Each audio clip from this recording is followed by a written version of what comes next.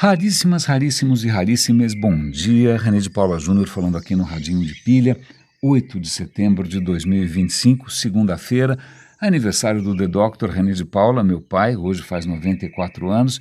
Sim, estamos ouvindo ao fundo, espero que num volume adequado, que num volume que não seja aí provocador de angústia ou lembrança de algum filme do Hitchcock. Estamos ouvindo os passarinhos que eu gravei nesse final de semana. Esse domingo a gente, justamente para fugir um pouco da, digamos, confusão possível e de demais tensões pelas bandeiras estranhas pela cidade aqui de São Paulo, né, a gente resolveu, já que a gente está falando aqui de metáforas aladas, a gente resolveu ficar um pouco no nosso ninho, no nosso casulinho aqui, né, tentando se proteger um pouco de qualquer coisa inesperada, qualquer demonstração estranha de fidelidade a narrativas completamente delirantes, mas que são abraçadas por pastores e deixa para lá. Mas foi um domingo bastante tranquilo e os passarinhos estavam em festa e é isso que a gente vai estar ouvindo aqui até o final. E falando em passarinhos, uma alegria que para mim a gente, assim que mudou para cá faz um ano e pouco, a gente colocou um aparelho de ar-condicionado e pouco tempo depois eu percebi que um passarinho estava fazendo um ninho. O ninho cresceu, virou um ninho de verdade. Eu estou prestando atenção com muito cuidado para não espantar, né, para não mudar ali os planos de ninguém, para que, né, o cara não reconsiderasse a escolha imobiliária dele. Né? Então, mas devagarinho eu vi que os passarinhos entrando e saindo, e daí aparecem os ovinhos, uma graça, aí um belo dia o ninho está sozinho, vazio de novo, não é? E recentemente eu percebi que começou uma certa movimentação, eu já meio que bloqueei aquela janela para não espantar o jovem casal e temos novamente ovinhos ali no ninho, uma graça, então aquela janela ali está protegida, né? Eu vou dando notícias ao longo do tempo, espero que eu seja novamente testemunha, né, dessa repetição, dessa escolha imobiliária aqui por esse casal ao lado. Felizmente aqui na região a gente tem muitas árvores e essas árvores atraem muitos pássaros.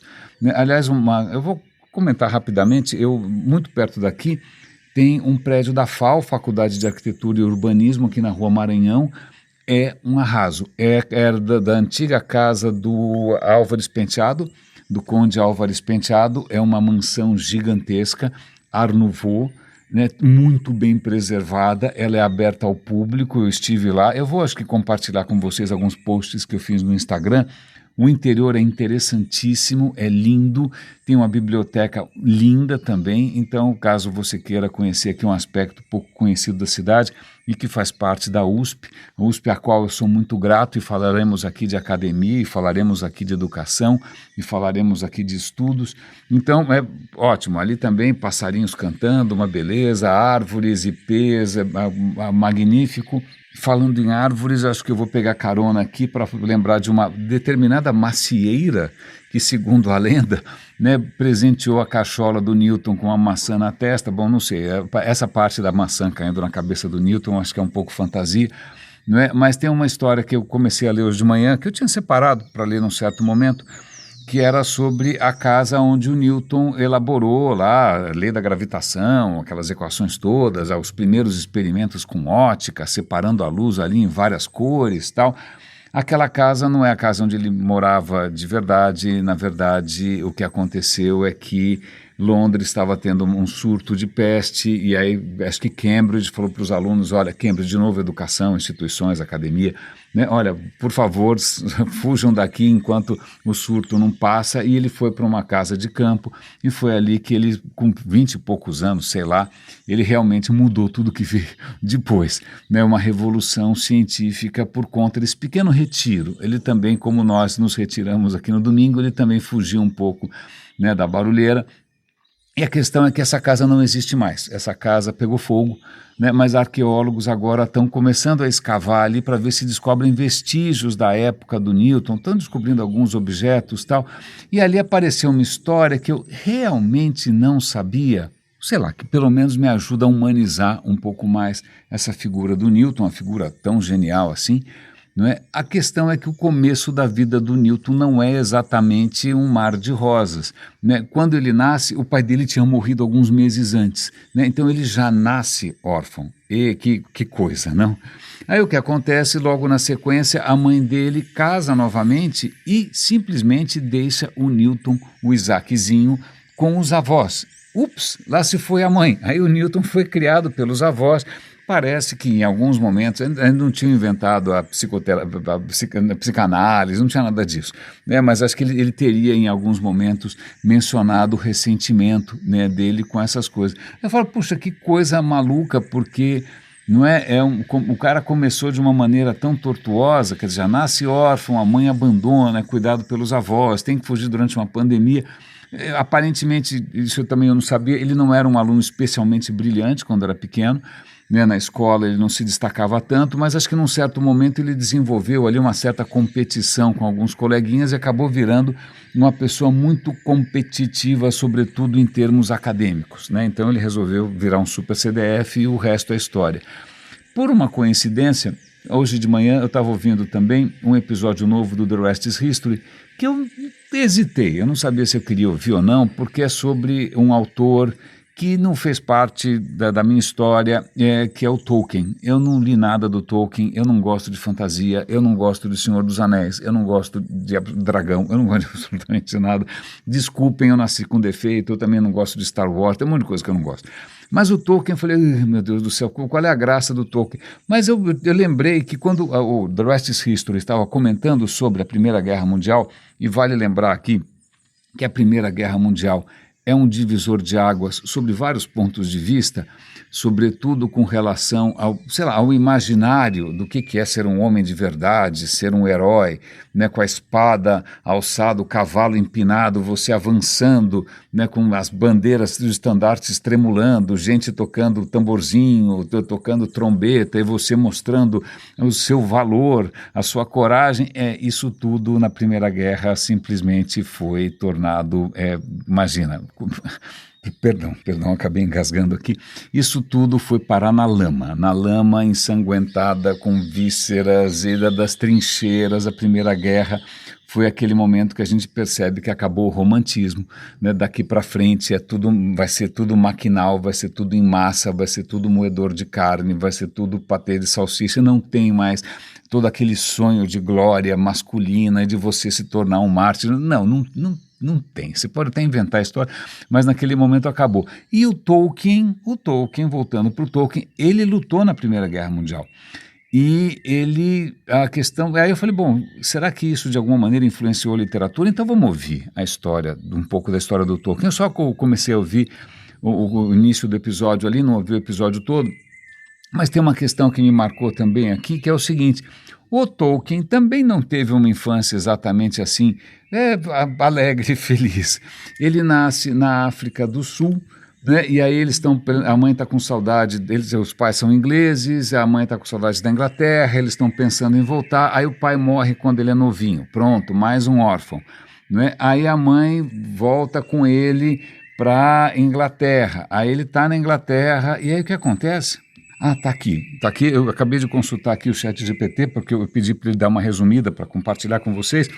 Quando o Tolkien tinha 12 anos, eles estavam morando num lugar bastante idílico da Inglaterra, que acho que acaba se refletindo um pouco na ficção dele, onde moram os hobbits, ou seja, o que for, né? Quando ele tem 12 anos, a mãe morre. Pronto, né? Mais alguém cuja infância é completamente virada de cabeça para baixo, virada do avesso.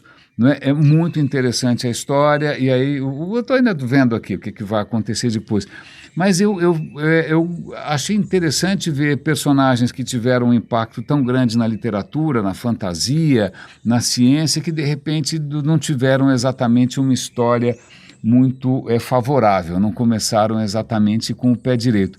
Mas toda vez que eu penso nessas figuras um pouco mais, sei lá, mais antigas, faz tempo, eu acho que quando eu era novinho eu ficava, nossa, puxa vida, quantos triunfos da ciência, né? Imagina o homem na Lua, né? Viagens espaciais, imagina o que o Newton pensaria se ele visse tudo isso, imagina o que, sei lá, Laplace diria se ele visse um iPhone, imagina, eu ficava sempre pensando.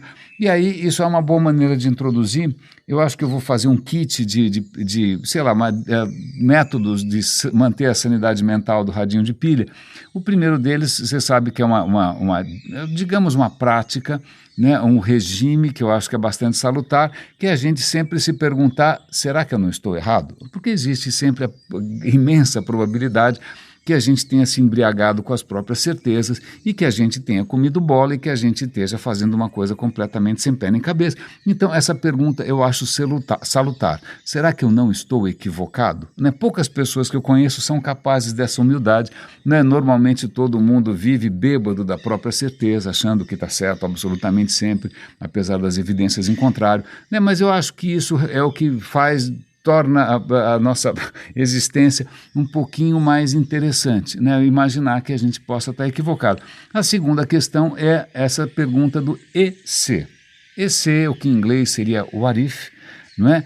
E se eu tivesse feito tal coisa diferente? E se eu tivesse nascido num outro bairro? E se... Né? Tem vários e se. Aliás, fazer um parêntese aqui, ontem no domingo eu finalmente gravei um episódio que eu estava devendo para vocês. Eu fiquei alguns dias bastante perturbado com as, sei lá, maluquices todas do Trump, do Tarcísio, dos Bolsonaro, que eu não estava nem conseguindo gravar nada, porque eu falei, cara, o que eu tenho para dizer? Nós somos impotentes diante do rolo compressor da estupidez organizada, não é mesmo? Plim, plim. Graças ao milagre da edição, vocês foram poupados de um grande intervalo aqui, em que eu acabei tendo que apagar um pequeno incêndio, né, no WhatsApp, mas tudo bem, estamos de volta. Mas voltando aqui, esse é uma pergunta que eu sempre me fiz, e se o Newton tivesse visto aquilo. Aliás, é uma pergunta que eu acho que toda a academia, já que a gente está falando que é de educação superior, deveria fazer. E se o Marx tivesse visto o que aconteceu na Primeira e na Segunda Guerra Mundial? Ele continuaria pensando a mesma coisa? E se o Marx tivesse visto o Stalin, se o Marx tivesse visto o que aconteceu na China, o que aconteceu com Pol Pot, será que ele continuaria acreditando que o futuro histórico inevitável, né, é justamente o triunfo do socialismo, a criação de um homem perfeito? Não sei. Será que pensa, qualquer pensador, qualquer filósofo, qualquer messias, né, será que tudo que eles falam, que muitas vezes a gente aprende como se tivesse escrito em pedra, será que eles não fariam uma segunda versão ampliada ou então reduzida, editada e aprimorada? Porque, vejam, há algumas coisas, assim como a Primeira Guerra mostrou que, veja bem, a gente é capaz de coisas que a gente não necessariamente imaginava e tudo que a gente podia sonhar com relação à realização do seu sonho masculino subir no telhado, não é? Então, esse sempre é um exercício interessante, né? Eu já fiz alguns EC com o ChatGPT, e se Kant tivesse visto na teoria de Darwin, foi uma conversa absolutamente maravilhosa. Mas tem uma questão interessante, já que a gente está falando aqui do Newton, porque pensa, vamos falar do Newton aqui rapidamente, né? O Newton com a maçã que caiu na cabeça, a gravidade, etc. e tal, mas tem uma coisa que a gente nem sempre comenta, a gente sempre fala do gênio matemático, do gênio científico do Newton, mas o Newton ele tinha um lado místico, né, bastante pronunciado. Ele era fissurado pela questão da alquimia. Talvez ele tenha dedicado mais tempo e bestunto, né, em noites em claro, tentando descobrir como transformar, sei lá, chumbo em ouro, do que necessariamente vendo se ele, o Laplace, o Leibniz, ou seja, essas pequenas querelas dos grandes intelectuais para ver quem inventou primeiro o cálculo diferencial. Não, o negócio do cara realmente, um dos grandes interesses era a alquimia. Sem mencionar também que ele achava que todo esse esforço que ele estava fazendo, matemático, era na verdade para comprovar que Deus era o arquiteto do universo e que Deus provavelmente sabia fazer integrais e derivadas. Mas de qualquer maneira, vamos voltar aqui à questão da alquimia, porque a alquimia era aquela disciplina em que você, em princípio, tentava, de maneiras bastante curiosas, coloridas, né, transmutar, né, mudar a natureza das coisas e, obviamente, produzir alguma coisa tão útil, tão fundamentalmente útil quanto o ouro, que, vamos lá, não serve para quase nada. Eu não sei porque a gente se estapeia por causa de ouro, porque não serve para muita coisa. Né, mas vamos voltar lá para a questão de transmutação, porque eu acho que na semana passada eu estava comentando com vocês de alguns incidentes nucleares com resíduos tóxicos da União Soviética. Eu mencionei umas historinhas meio pavorosas aí. Mas eu não sei se eu acabei me estendendo um pouco mais sobre um vídeo muito bacana sobre um problema que a NASA, que eu muito admiro, a NASA que de novo está em xeque, porque todas essas coisas de educação superior, todas essas coisas de ciência, todas essas coisas de colaboração internacional, elas estão sendo atacadas, parece algum episódio do Tolkien, né, por algum vilão maluco, loiro, laranja, não é? Mas a NASA tem hoje um problema, além do Trump, uma outra coisa meio laranja, que é o plutônio. Eu nunca tinha visto, mas um plutônio, se você pegar, plutônio tem vários plutônios, por assim dizer. Não, ok, vamos lá, como assim vários plutônios? Quando a gente fala de um elemento químico, veja, ele na natureza, ele pode ter pequenas variações. Variações no quê? Variações no seu coraçãozinho, no seu núcleo. No seu núcleo. O número de prótons não pode mudar, porque se mudar o número de prótons não é mais o mesmo elemento, certo? Mas de repente ele pode ter mais pode ter mais nêutron ou menos nêutron. Tá? Os nêutrons ajudam a manter os prótons estáveis. Vale lembrar que próton, em princípio, odeia próton. Né? Próton é positivo, o outro próton é positivo. Não tem nenhuma razão para esses caras viverem muito próximos. Então, é lógico, tem as forças nucleares, blá, blá, blá, física quântica. Você consegue mais ou menos juntar os prótons, é uma coisa um pouco tensa. Se você começa a colocar mais próton ali, a coisa começa a ficar difícil. O que ajuda a segurar a onda é se você tiver uns nêutrons ali. O que fica parecendo um pouco no churrasco da família. É sempre bom ter algumas pessoas neutras para mais ou menos separar as pessoas que têm cargas que se afastam. Mas vamos lá.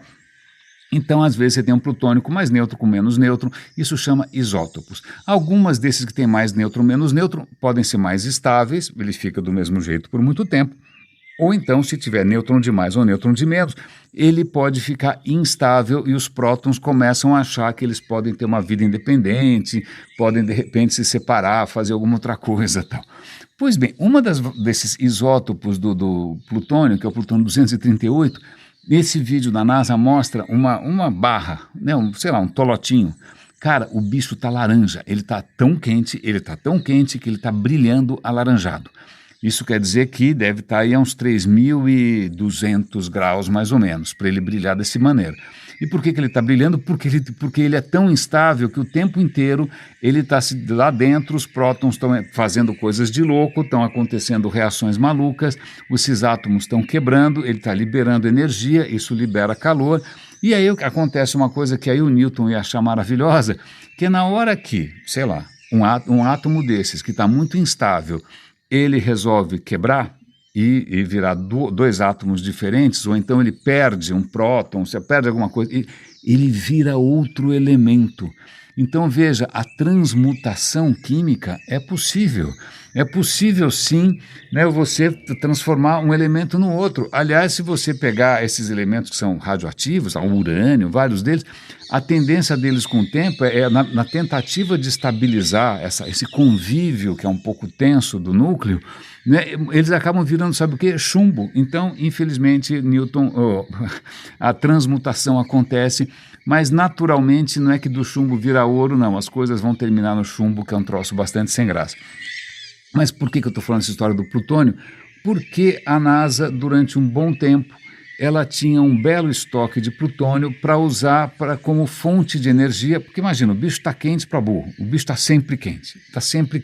Aliás, ele demora, para ele perder metade desse poder dele, para metade, demora uns 80 anos. 80 anos, a força cai pela metade. Aí passa mais uns 80, cai pela metade de novo. Vai caindo pela metade a cada 80 anos.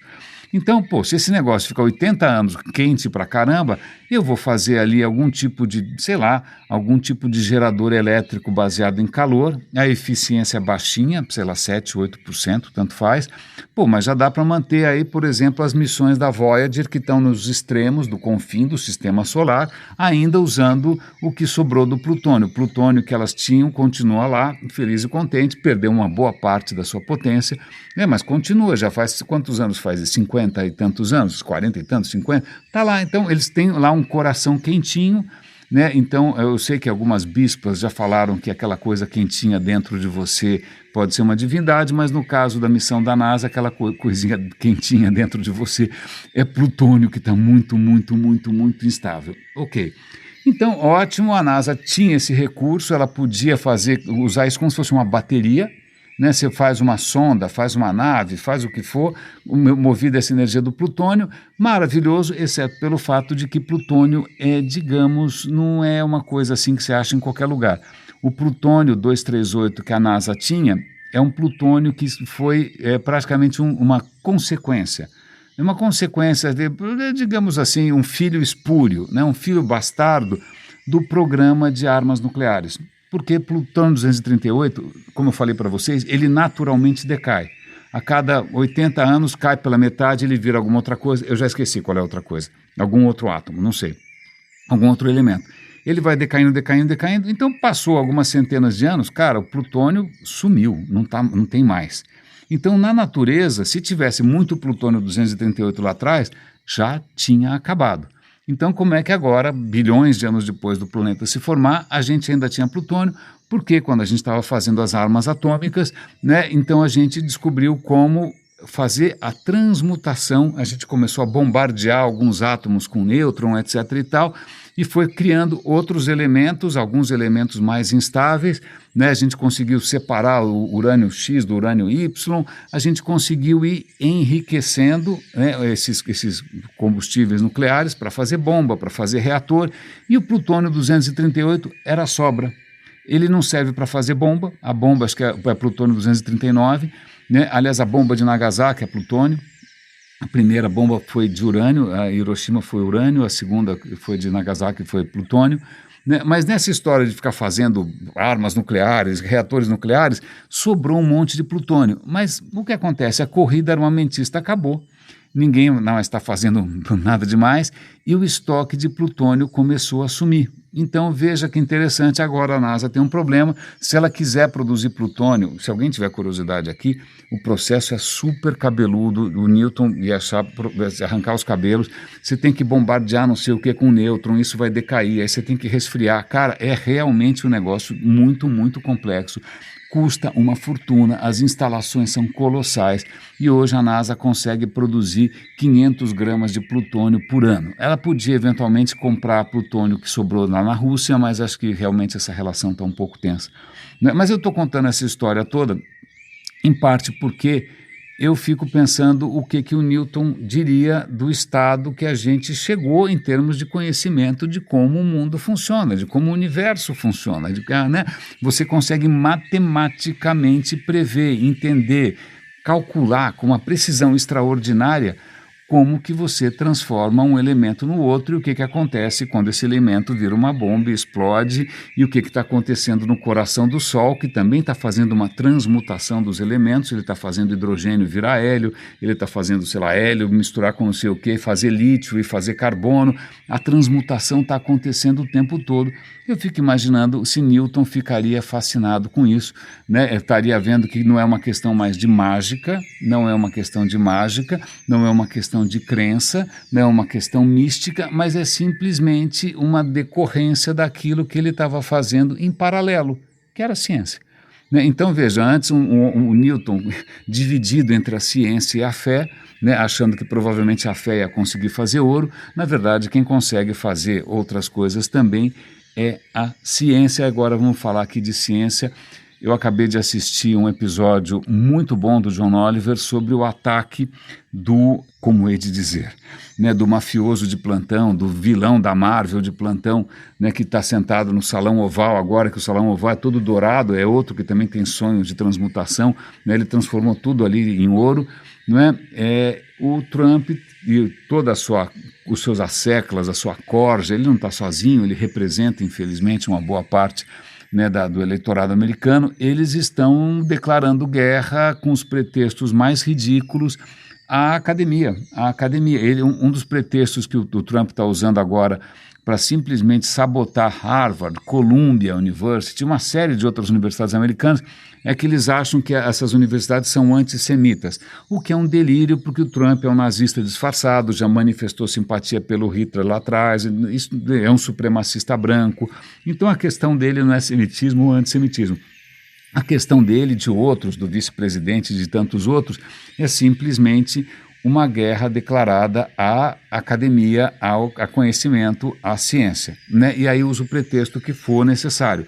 Então, eles estão lá, chegam lá para uma Columbia University e falam, olha, você vai ter que mudar essas e essas regras aqui, vai ter que acabar com essa história de gênero, de inclusão, de diversidade, ou então de ficar questionando a história, porque senão eu vou cortar seu dinheiro e eu vou cortar, sei lá, 500 milhões de dólares, 700 milhões de dólares. A mesma coisa com Harvard, a mesma coisa com tantas outras universidades americanas que estão vendo a sua verba ser congelada, né, estão sendo extorquidas. Algumas dessas universidades estão baixando as calças para ver se conseguem fazer uma concessão para poder continuar trabalhando, né? Mas é lógico que isso não para, né? Quando você faz uma concessão para um tirano, isso é simplesmente um sinal verde para que ele continue explorando você cada vez mais.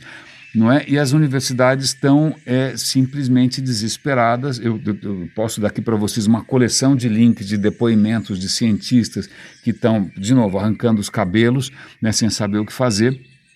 Mas o que acontece...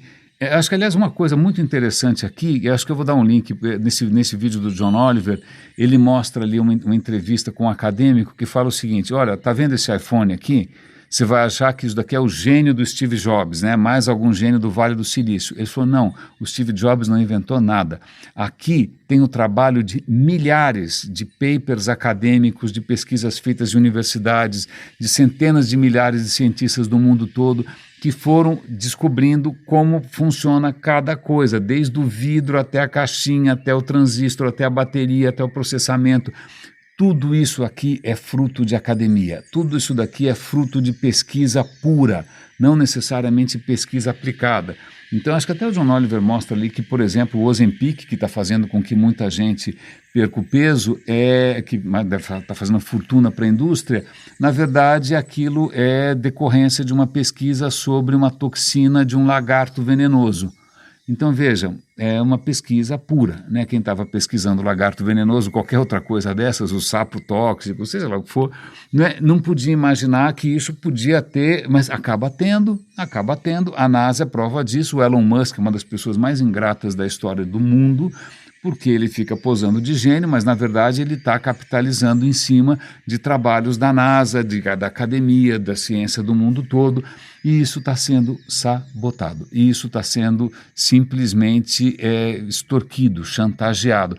Qual é a consequência disso? Vai ter menos estudos sobre as origens da escravidão? Não. Uma entrevista que aparece ali no John Oliver mostra uma universidade que está fazendo pesquisas de medicina, né, que está fazendo tratamentos experimentais com pacientes que têm algum tipo de doença grave. O que acontece? Acabou a verba, acabou o tratamento, a pessoa vai morrer. E como é que você explica para o cara, olha, lamento, o tratamento estava indo bem, mas o Trump acha que a Palestina, ou que seja lá o que for, né, está influenciando a questão do gênero, se tem banheiro para transexual. Em suma, você vai morrer por causa disso. Né? Então, o que está acontecendo agora, e que não é que vai acontecer, e aí de novo vem para mim uma questão que é muito dolorosa. Acho que ontem eu acabei desabafando bastante a respeito disso, me desculpem, mas eu não consigo não compartilhar esse meu horror, que é a velocidade com que isso está acontecendo, a dificuldade que é para todo mundo perceber a extensão do estrago, né, a facilidade com que todo mundo tende a achar que isso não vai me afetar, ou que isso não vai que isso não vai fazer diferença nenhuma, eu vou conseguir tocar minha vidinha. A gente já viu isso acontecer. A gente viu isso acontecer há 100 anos, a gente viu isso acontecer na ascensão do nazismo, na ascensão do stalinismo, Mao Tse Tung, cara, a gente já viu isso acontecer. E aí eu fico aqui me perguntando, quando eu faço esses exercícios malucos, né? E se a humanidade visse com seus próprios olhos quais são as consequências do totalitarismo e do obscurantismo? Na verdade, a gente já viu. E a gente não aprendeu. E se a humanidade percebesse o quanto a ciência pode ser útil no caso de uma pandemia global, salvando vidas? A gente já viu, mas a gente também não aprendeu. Não é? Então, isso é bastante desconcertante. Os meus exercícios de what if, os meus exercícios, esses exercícios de pensamento, um exercício hipotético, eles acham que eles não estão levando em conta a nossa incrível, fabulosa capacidade para pensar como manada, né, para tentar manifestar a nossa fé inabalável em coisas que são notoriamente, desde o Silas Malafaia, né, ou qualquer coisa parecida, né, isso aparentemente mexe com paixões e alegrias e forças muito mais profundas do que, sei lá, esses exercícios intelectuais e que aparentemente muitas pessoas têm absoluto horror. E já que a gente está falando aqui sobre essas fantasias todas, tem um artigo bastante interessante na Scientific American, leia antes que acabe, né? Agora para mim é tudo assim, leia antes que acabe, ouça antes que acabe, né? Leia antes que se suspendam, leia antes que proíbam, porque é o que está acontecendo, né? Mostrando que existe, eles estão começando a entender como que o nosso cérebro distingue a realidade de uma alucinação. Porque, veja, isso é um tema bastante recorrente aqui no Radinho, a nossa percepção não é que é uma câmera de 4K gravando todos os detalhes e isso está sendo registrado em terabytes na sua memória, né, de uma maneira completamente cristalina, incorruptível e eterna. Não, a nossa percepção é um processo. É um processo que, inclusive, não é só de entra informação e a gente processa, mas o processo é meio mão dupla. Não é? Muitas vezes, sei lá, você vê um rabisquinho, uma coisinha mexendo no chão e, na verdade, não quer dizer muita coisa, mas o seu cérebro lá já tem instintivamente, né, o medo de cobra, então isso pode ser uma cobra e você pode eventualmente até achar que você está vendo uma cobra, pode não ser uma cobra, pode ter sido uma ilusão de ótica. Então, o tempo todo você está, a sua consciência, a maneira com que você está percebendo o mundo é uma combinação de sinais que estão vindo, estão sendo interpretados, o olho, né, o cérebro, ele preenche as informações que estão faltando, né? Por exemplo, eu estou vendo ali a pontinha do pé de um tripé. Eu imagino que tenha um tripé do outro lado, né, inteiro, mas eu estou imaginando, porque eu não estou vendo. Aquilo simplesmente pode ser um negócio pintado no chão com muita... Como esses caras que pintam essas coisas tridimensionais na calçada, que fica perfeito, faz uns buracos, pode ser uma ilusão, pode não ter tripé nenhum ali, né? Pode ser que essa perspectiva seja uma ilusão de ótica. O tempo todo a nossa percepção é um jogo entre informações que estão chegando e aquilo que você traz, que você imagina, é da sua imaginação. Outros filósofos lá atrás já tinham mais ou menos pensado isso, talvez Hume tenha pensado isso, né, que uma boa parte da nossa percepção também vem da nossa imaginação, não é? A questão é, como que o cérebro sabe quando é imaginação ou quando é realidade? Quando que ele consegue distinguir que aquilo é efetivamente uma percepção real, você está vendo alguma coisa, ou você simplesmente imaginou? Então, o que os cientistas estão percebendo é que tem duas áreas no cérebro, e eu já esqueci os nomes, né, mas é bonitinho, vou dar o artigo. Uma delas produz o que eles chamam de um sinal de realidade. Olha, isso daqui, porque parece muito com, eu não sei se é uma imagem ou se é real, mas eu acho que eu aposto que é real, porque é um sinal um pouco mais forte e tal. Essa informação vai para um outro lugar no seu cérebro que vai falar, tá legal, eu vou achar que isso é realidade. Então, isso é realidade, isso não é fantasia. Quando tudo funciona às mil maravilhas, você não está vendo fantasmas, você não está vendo ilusões, você não está vendo pessoas que já morreram, você não está ouvindo sons que não existem, você não está ouvindo vozes. Não, porque esse mecanismo está funcionando. Agora, em algumas patologias, isso pode funcionar mal. O que talvez explique porque se essas específicas áreas do cérebro, que eles sabem muito bem onde fica, né, se elas forem afetadas, o cara pode ver coisas, ele pode ouvir coisas, ele pode achar que, né, alguma divindade mandou ele matar o Donald Trump, infelizmente ele tinha uma pontaria ruim, ou dar uma facada no Bolsonaro e infelizmente o cara não teve a competência necessária. Então, veja, esse mecanismo nosso da consciência existe ali como se fosse uma patrulha, um sensor, alguém dizendo, ok, isso que você está vendo é real, né, e não é imaginação sua, né, só que isso não é perfeito, isso pode dar problemas, isso pode ser sujeito a pequenas distorções que vai fazer com que você veja coisas que não existam, com que você ouça coisas que não existam, né, e isso pode abrir, já agora que a gente sabe onde está, onde funciona, que a gente pode pensar em tratamentos, porque é uma condição miserável, pessoas que de repente vivem num estado de alucinação.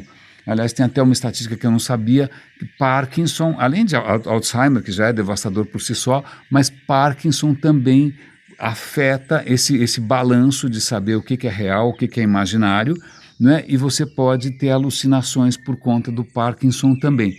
Isso tudo, se não suspenderem as verbas, não suspenderem as pesquisas, se os cientistas todos, de repente, não debandarem, forem fazer outra coisa em algum outro lugar, se essas pesquisas continuarem, isso pode ser, uma excelente notícia para muita gente que vive numa condição em que realidade e fantasia se misturam. Se bem que eu acho que, vendo gente hastear bandeiras americanas em plena Avenida Paulista, eu estou achando que, se as pessoas puderem escolher entre viver na completa alucinação ou finalmente conseguirem enxergar o que é realidade, eu acho que elas vão optar pela segunda. Mas isso pode ser, como eu já disse no começo, eu posso estar errado, né? Raríssimos e raríssimos, espero que esse episódio tenha valido a pena. Eu vou deixar vocês com os passarinhos. Cuidem-se, por favor. Um grande abraço e até amanhã.